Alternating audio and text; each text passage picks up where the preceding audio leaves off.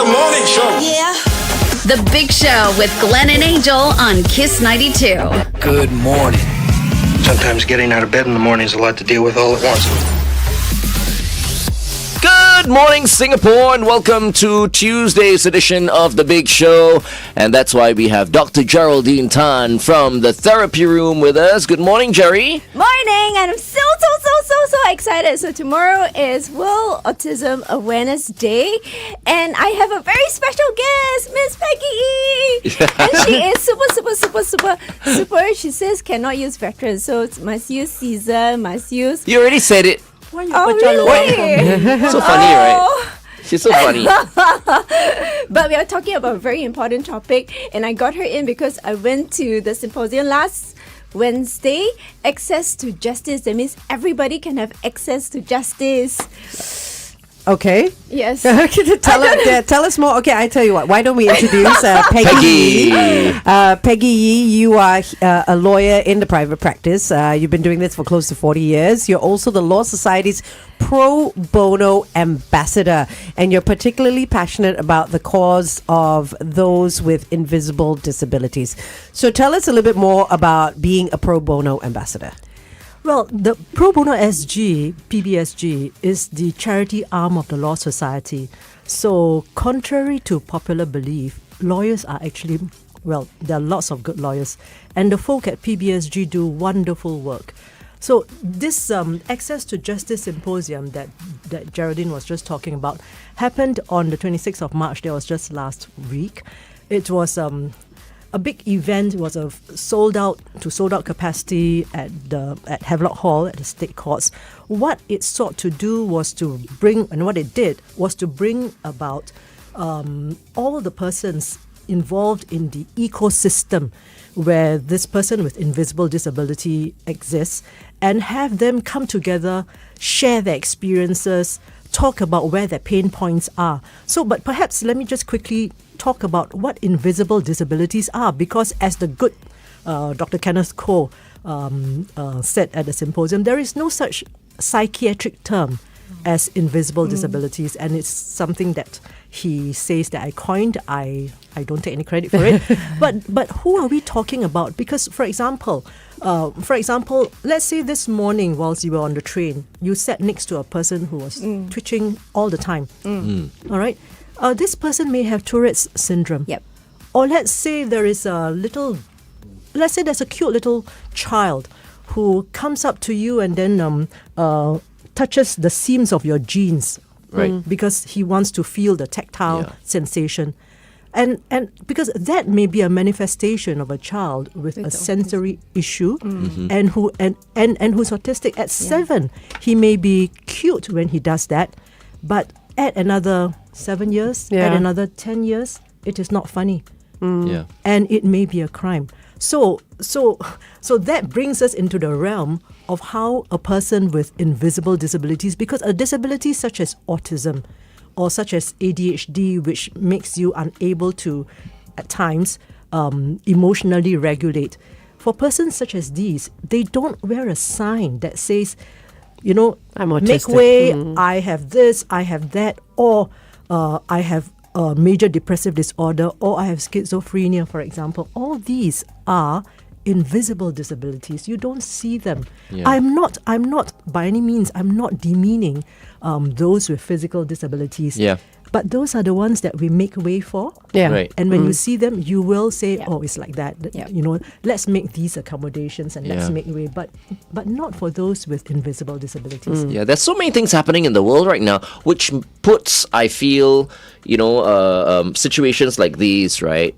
It makes it even harder. Like, for example, I mean, parents teach their kids these days, or we put out, these messages like, okay, be careful, when people touch you, they touch you inappropriately, this and that. But then, I mean, so everyone's on guard, you see.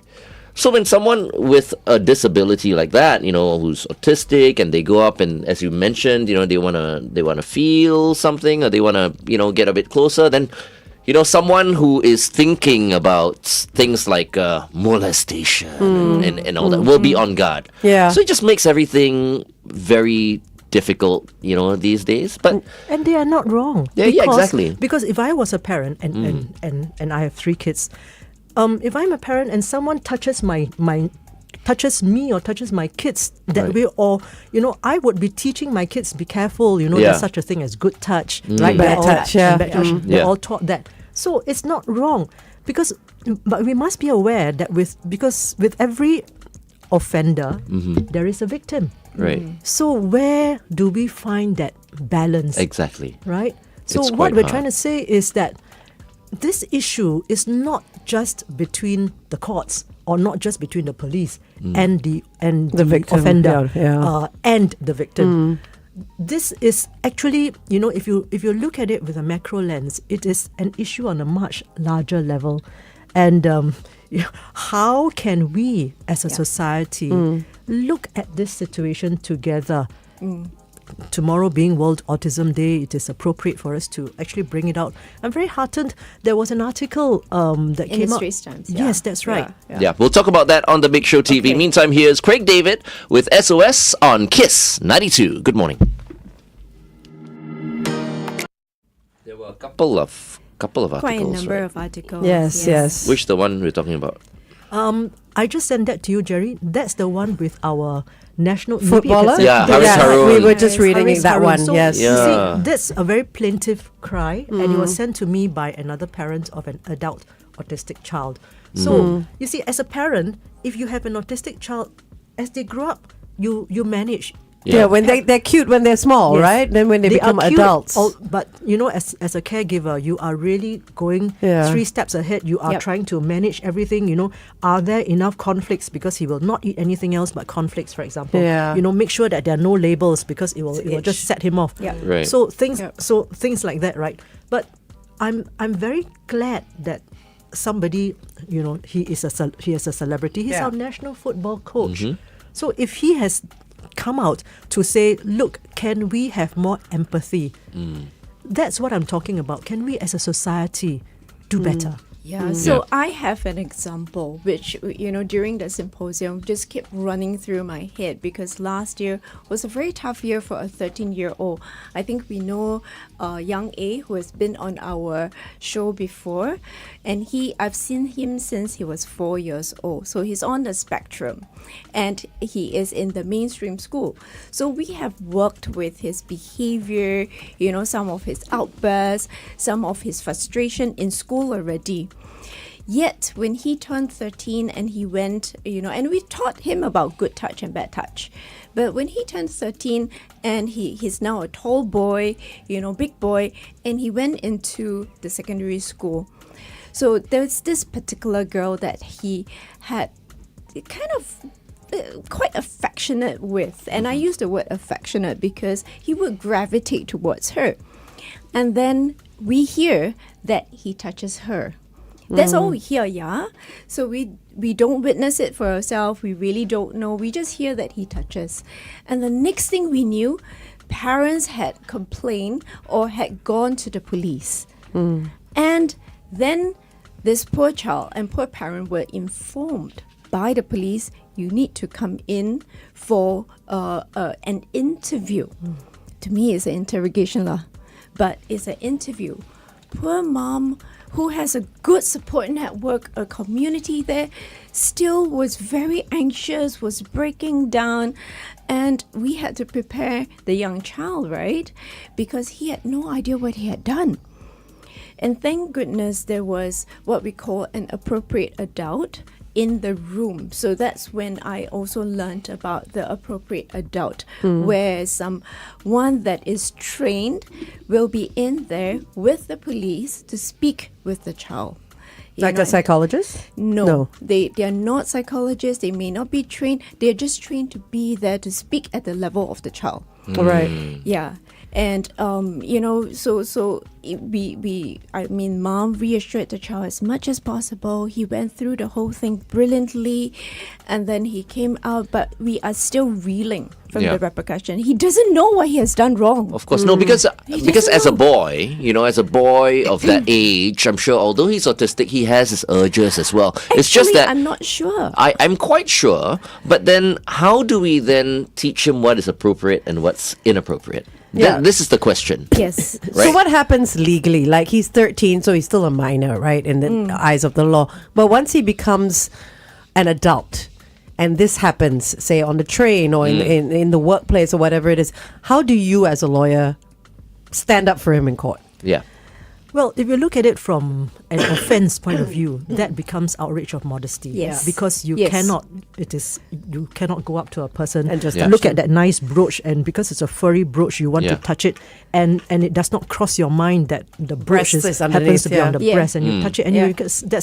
that's a clear offence. So how then do we manage that balance? How do we sieve out those who are using the badge of Autism. I have a special need, I have this condition? That is Do people do all that? about- yes. Yes. Wow. Yes. Oh my so gosh. I have another case, underskirt. I have autism, so I use that to cope. And I go like, no, you need to go for therapy.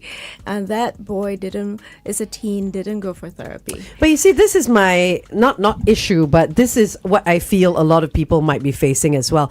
You see a lot of children say break down, and nowadays, in the supermarket, hands and feet in the air, crying, throwing a tantrum. Back in our day was throwing a tantrum. But nowadays, it could be A meltdown. child A meltdown, that is melting Meltdown. down because they're on the spectrum. Yep. So how do we know, though?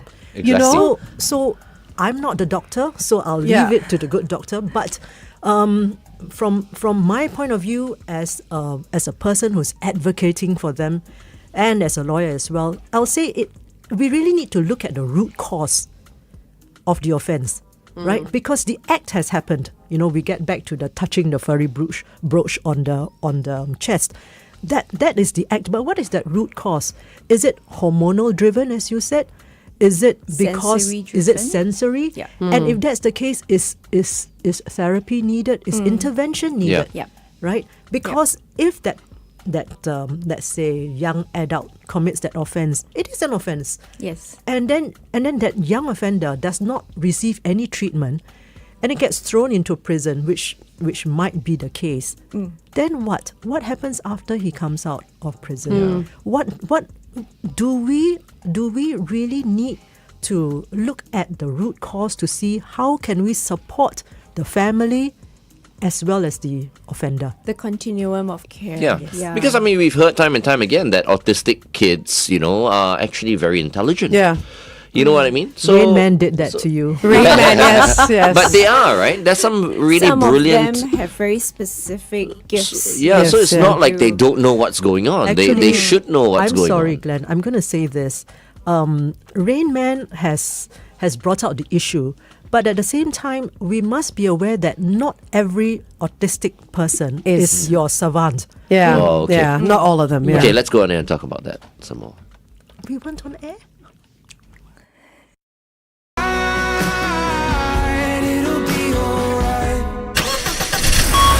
Kiss 92 traffic. On the CTE towards the SLE after the Ang Mo Kio Avenue 5 exit, look out for a broken down vehicle. Also on Pioneer Road towards the city after Tuas Road, an accident has been reported. Please avoid the right lane.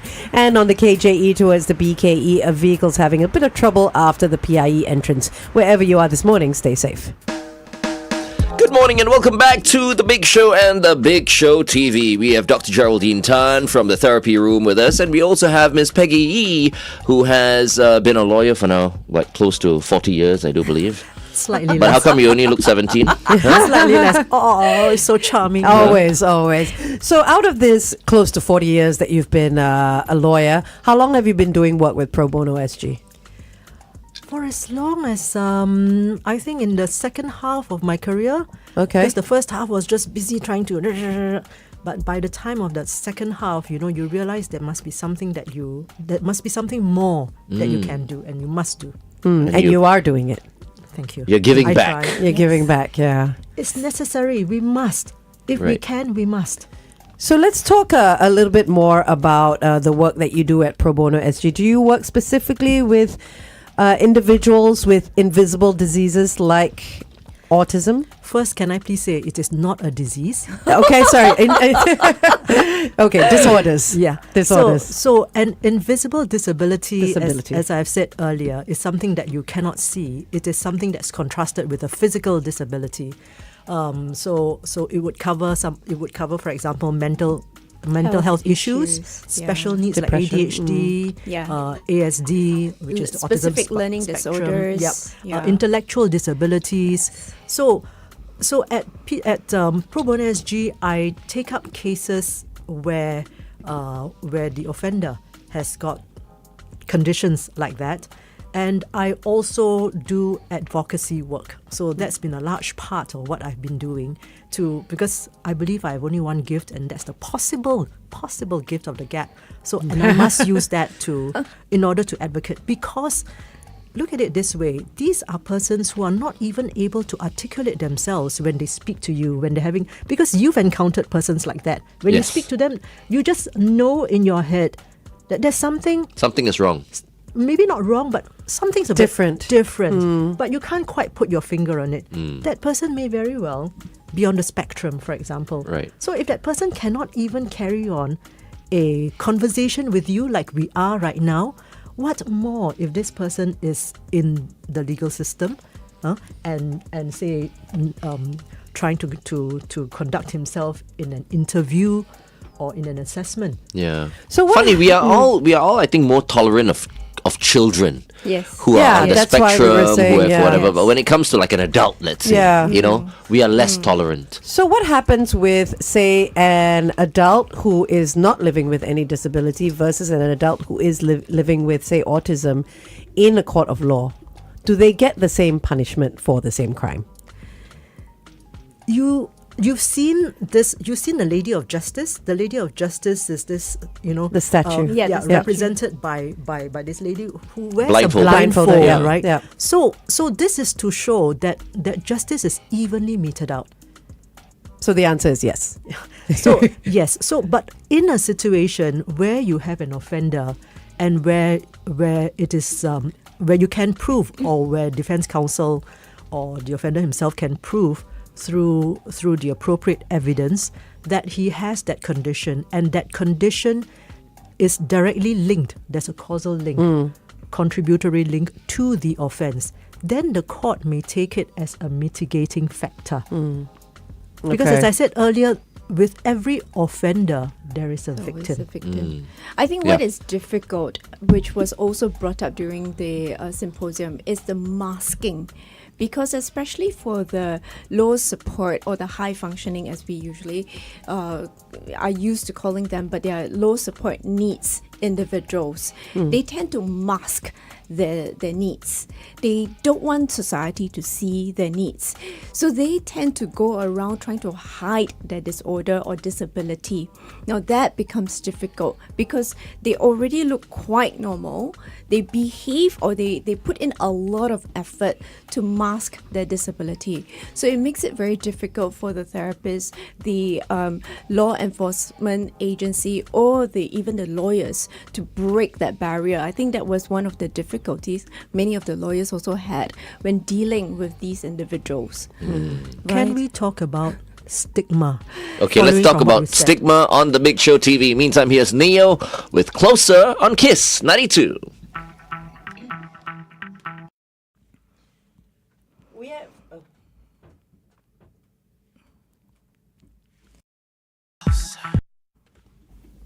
We have Ren on our Facebook that says society is getting worse by the day, although we think people are getting more tolerant. She has a child that is on the spectrum, and Yeah. people are becoming weirder and have zero empathy towards kids/adults who are on the spectrum as well as their caregivers. I think a kid is an adult already. adult right already, now. right? Yeah. So as much as I think we learn more via social media, via news, via awareness, via campaigns, there are still a lot of people that cannot understand it and cannot tolerate. Like, you see, if you're a parent of an autistic child, or I think I mean, obviously you have to understand the situation a little bit more. But for the people out there, right, the moment they feel uncomfortable, it's a no-no, right? They are not obligated. Of course, we want everyone to be a bit more empathetic, but I think there's a need for more education to go out there to everyone. Just like let's be empathetic. Yeah. A campaign like that. Yes, that is true. Yeah. Right. Yeah. And that kind of campaign, Glenn, I'm glad that you mentioned that. That kind of campaign, wouldn't it be great if everyone had that internal campaign to just be a little kinder? We're not saying that, come on, let's know that the world is not hunky-dory in everything and we cannot wear those rose-coloured lenses. But if we can have that internal campaign, as you said, to just be a little bit more aware, to be a little bit kinder, so the next time you see some parent with a child who's flailing on the ground, at the mall, instead of going like, yeah, don't know how to bring up, Behave. just be empathetic and say, do you need any help? Are you okay? Is that appropriate? So different ways, right? I love the word kind. Yeah. Okay, being the voice of kindness, right? Now it must sound a bit. The word kind, we've been through the campaign over the years. We are told what to do. So we say, or the campaign says, smile to a stranger. Give up your seat to a stranger. So we know the action to do. I think what is difficult as I hear us talk is we don't know what to do. So do we go up to the person and say, do you need some help? Because sometimes we look at the situation, parents got it under control. Let's not intervene and break that dynamics, right? Sometimes it's just giving the acknowledgement to the parent and say, I know you've got it, and just a nod will do, but sometimes we don't know whether it is appropriate or not appropriate, so I'm not sure. Every situation can be different. It's not as simple as smile to a stranger. Yeah. So that is difficult, but creating the awareness for the different disorders is one. Stopping a dangerous behavior is definitely something that we can intervene or should intervene, especially with those impulse control, right? We should stop a dangerous behavior. But, beyond that, sometimes is to observe and to see what is needed in that situation and whether the person's got it under control. Yeah, Peggy, can I ask you, what kind of cases do you encounter? Is it mostly of a sexual nature that you have to defend? Like, as I said earlier on, right? I mean, and as you mentioned as well, when you hit a certain age, although you are autistic and all that, maybe they might touch someone inappropriately. The majority of cases of that nature? I won't be able to tell you it is mostly this or mostly that, because it is actually a whole range. Yep. It can be any kind of offending behavior. For example, one case where 18-year-old, very handsome looking boy, because you cannot tell, he's well built, he's handsome, but he has autism, and because there was a break in his routine, he had a meltdown. So the police were called, the ambulance came, but because it was because it was not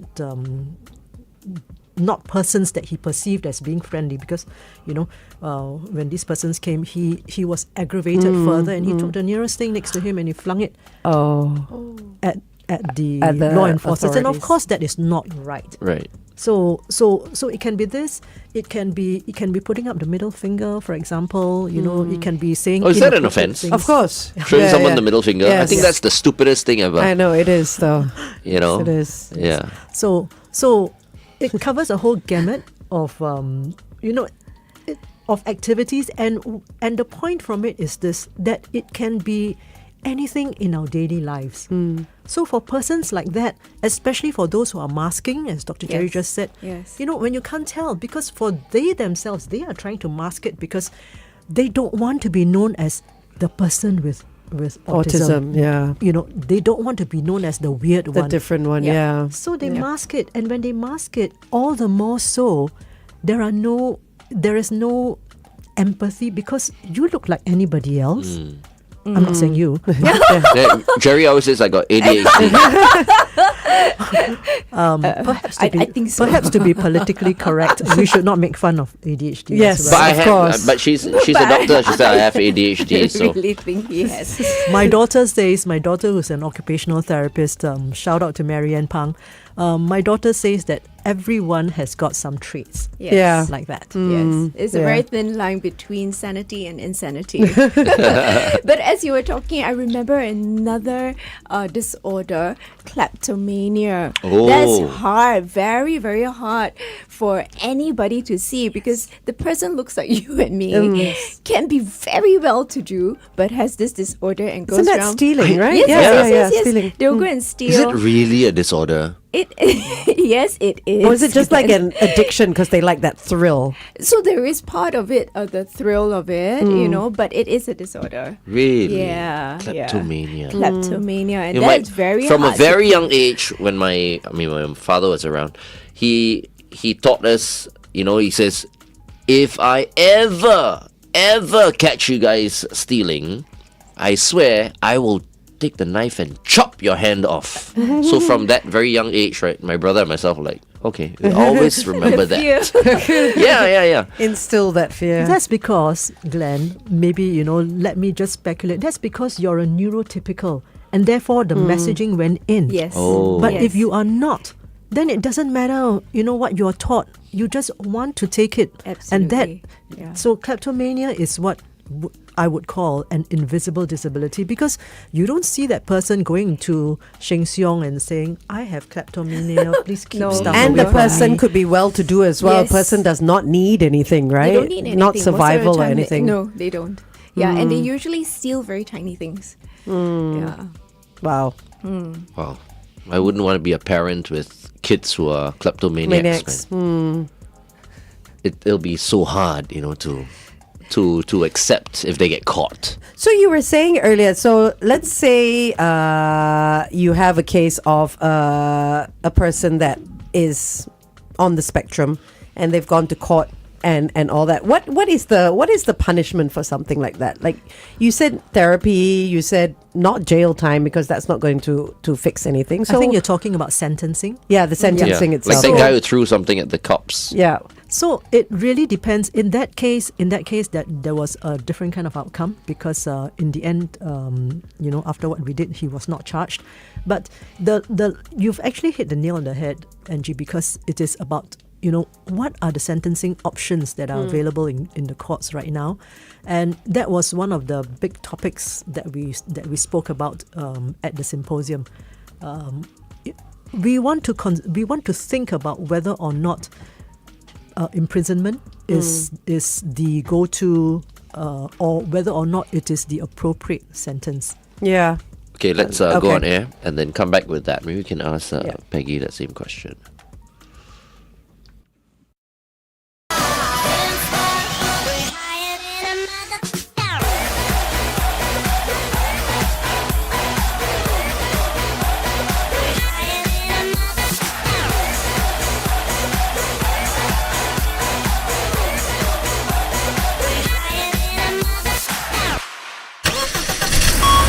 Kiss 92 traffic. On the PIE to us at the Bukit Batok East Avenue 3 exit, look out for an accident. Also on the PIE in the opposite direction towards the airport, a vehicle's broken down before the KJE.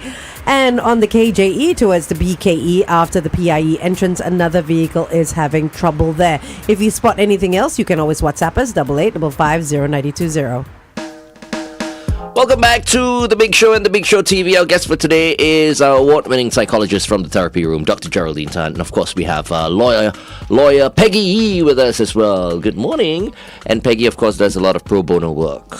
Yeah, with Pro Bono SG. That's correct. So earlier I was asking you on the Big Show TV, Peggy, about sentencing when it comes to persons living with autism.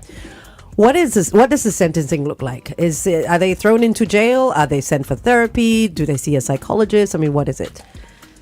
The answer to that question will be, it depends. Okay. Because there really is no definitive answer. And for every offence, there are prescribed sentences that exist in the law. So what the symposium sought to do when we had all these professionals who came on, the stakeholders who came on, was to look at whether or not the existing sentencing options was sufficient. Because for persons with not just autism, there's a whole host of these invisible disabilities, just as Dr. Jerry had mentioned earlier. Would sentencing them to imprisonment resolve the issue? Would it, what happens when they are in prison? Because the prison does have programs, where they have a psychiatric ward which would tend to them.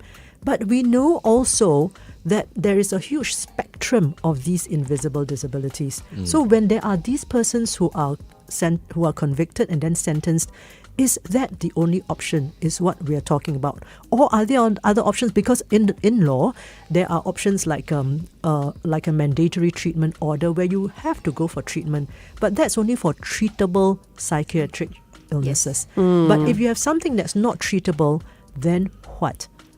So, of course, there are also other community-based sentences like probation, community work order, for example.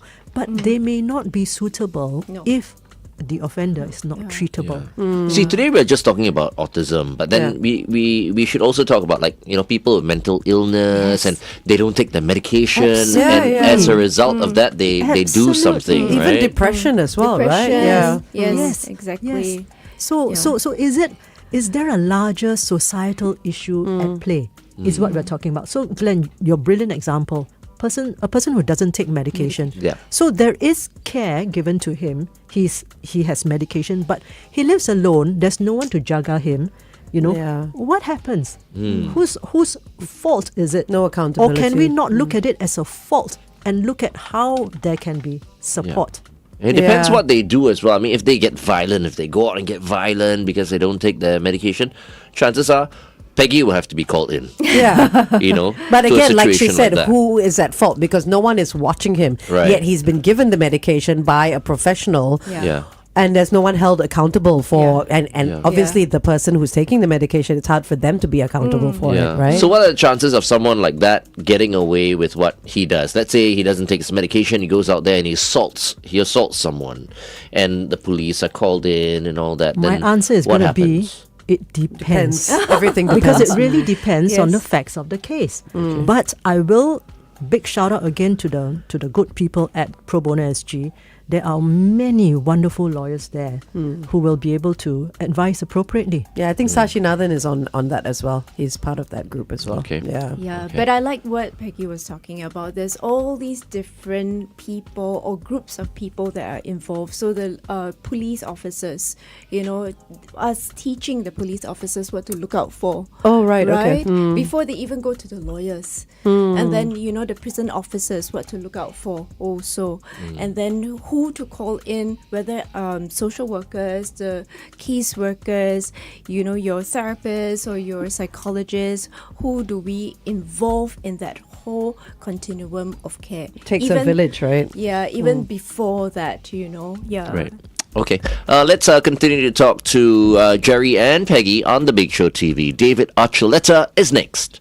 This is brand new. Here's a tune.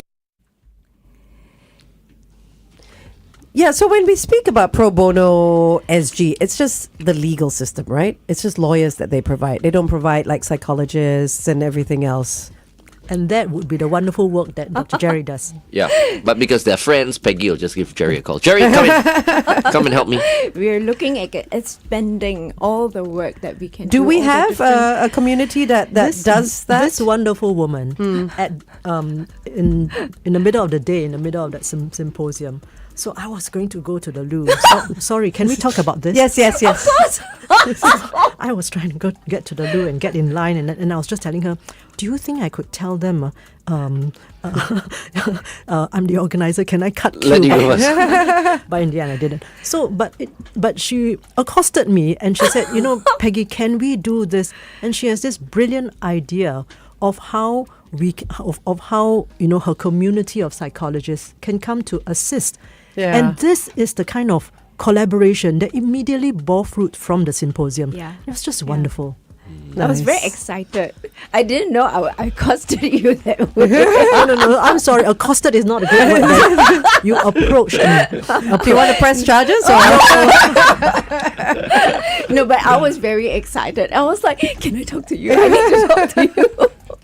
She's so enthusiastic about everything, you know. And especially about the work that she does, which is good because, It's you know, exciting. it is. And I'm very, very glad that, Peggy did the symposium to really spark a lot of ideas in many people, actually, not just myself. You guys got some funding recently, huh? Is that the one? Pro I was bono reading SG it's got like some pro funding, bono right? SG. Is that the same thing or not? Pro bono, the Like $3 funding, million the or funding something. went to Pro Bono SG. Okay. So it is Pro Bono SG, that is supporting this, that has organized this symposium, because they were very kind, they were really good people, and when I went to them and I pitched the idea, they said yes. So big shout out. Nice. Okay. Because we read about it. I think that's the one Edwin Tong was at as well. He was brilliant. How many lawyers do you have in Pro Bono SG? I don't have those Okay. figures, but it is Quite a number. hundreds. Oh, wow. Okay. Yeah, it is okay. So lawyers really are not bad people. Contrary to Who popular says belief. lawyers are bad people? All my I said friends are contrary to lawyers. popular belief. Yeah, I know. My father never was a believed. lawyer as well. So it's not just work that you do with people living with invisible disorders, disabilities. Who else can go to Pro Bono SG for help? Can I go? Who If I else? need- What is the criteria of go people to that Pro Bono SG and tell them what issues you have. They will find someone to That will help do the you. work. Then my recent divorce, I should have come up tomorrow. Hey, hello. Those are civil matters. Every time I pay, 3 times already I've been paying. You are not financially challenged. Yes. Okay. You have no issues. So, for example, migrant workers. Okay. Migrant workers, Pro Bono SG has really taken the charge. Nice. And they've done a lot for them. Organized games, tournaments. And we also have community legal clinics. So you think you pay money to go and see a lawyer, right? But if you cannot afford to see a lawyer, you can go to Pro Bono SG's community legal clinics. We have And one, just ask for, consult, Yes. And these are not even in town where you have to go and take the lift and how do I navigate, this city area. It's in Heartlands. Woodlands, it's in Hougang. We have one that's situated within a temple itself. Yes. How much more inclusive is that? So it's brilliant to see everyone coming together, because at the end of the day, the issue really is about access to justice. Yeah. You do not need to worry that, and I've said this, in a recent interview, because I have some clients who say, I didn't seek legal help earlier because I didn't know any lawyers and I don't know how to talk properly, is what they say. So it doesn't matter if you cannot speak English properly or you don't know anyone, there must be access to justice. So taking it one step further is access to justice for whom? It must be for everyone, because as our national football captain Haris said, Harun? yes, that's right. He just shared it in a recent article, right? He said the world is for everyone. He has a child with autism, and he says my child has an equal right to be Of course. in this in world that as swimming well. pool and all that. Yeah. Yeah. So in that same sense, everyone has that equal right, whether or not you have a condition, a special need or a mental illness. You should have that same access to justice. I mean, I was reading the article and I think it was just so silly of this woman because any child, even living or not living with autism, is allowed to play in the pool. And it sounds like I would have done something like that. That doesn't make No, but the question was not about the kid playing in the pool. What Haris's son did was he splashed water on the lady. Yeah. Yeah. And the lady was offended by that, and not knowing that the kid had autism. So the sister, Yes. Nadine, explained Told. to the lady that, my brother has this, but she didn't care. and But you here see, Nadine, No. but it started with the lady going to the child and saying you shouldn't be doing that in the pool. I mean, what business is it of Shouldn't hers? be doing what in He the was pool? spitting out the water like a little merlion. I mean, kids do that all the time. I used to do that. So We weren't there, that so we was, don't no, know. that was what the article said. I'm Yes, going by what the yes. article But said. there was probably you know? more than that. But whatever the case is, empathy still. As Yeah. soon as the sister explained the brother's condition, she should have backed Left off. it as that. Yeah. And there's another issue to that. In addition to the lady who was passing judgment because she was imposing her own judgment, Yeah. which she is also entitled to do. Right. Let's Yes. face it. Silently. She's also entitled to do. And here we have Nadine, who's younger. Yeah. She's 9. Yeah, she's 9. And here she is, coming Standing up. up. Standing Yeah. Standing up for Yeah. her. When I read it, that was what stood out for Yeah. me. Right. Yeah. And this is, so Nadine is going to be, as she grows older, is going to be caregiver for her older brother. And she is going to, what is she doing? She's advocating Yeah. Yeah. Yeah. for her older brother. Can you imagine that? It doesn't get any easier. No. As they grow older, it gets even harder. Of course. Yeah. Because Yeah. look, if people are so intolerant of a kid, with a condition like that, what more? An adult. For sure. Yeah. Tolerance and empathy. Yeah. Anyways, okay. We are going back on air one last time. Yeah. One last time. But yeah, the work that you guys do, fantastic. Thank And I you. was just joking about my whole divorce thing and wanting to go to pro bono. I know. No, I've gone I to know. my same lawyer 3 times already. 4th one, free. Did you get a discount? 3 divorces, the 4th divorce, free. It's a 3+1. So I must talk to your lawyer. Cannot give free. You will love her. I'm going to take her out for a lunch. I'll You'll tell take me you who as well. later. Okay. I'm sure I know her. I'm quite sure. Okay, stand by.